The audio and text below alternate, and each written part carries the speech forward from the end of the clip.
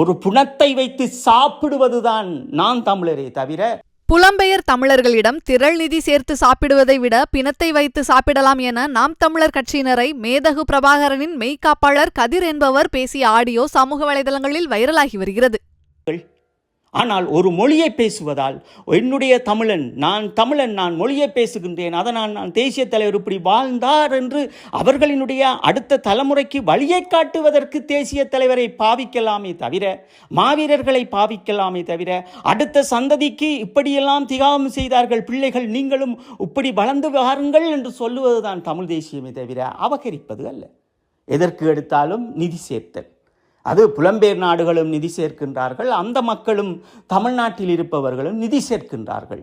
நிதி நிதி நிதி இதைவிட ஒரு புணத்தை வைத்து சாப்பிடுவதுதான் நான் தமிழரே தவிர, ஒரு இனத்தை வைத்து அழிப்பதுதான் நான் தமிழரே தவிர, ஒரு இனத்திற்காக ஈழத்தமிழர்களுக்காக எதுவும் செய்யவில்லை என்பதை நாங்கள் ஆணித்தரமாக இந்த இடத்தில் நாங்கள் வலுவாக சொல்லுகின்றோம்.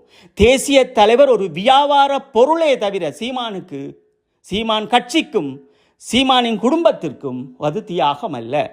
தியாகம் என்றால் எப்படி இருக்க வேண்டும்? தேசிய தலைவர் ஒரு கொள்கையை பெற்ற வேண்டும். செய்திகளை உள்ளது உள்ளபடி தெரிந்து கொள்ள ரெஃப்ளெக்ட் நியூஸை சப்ஸ்கிரைப் பண்ணுங்க.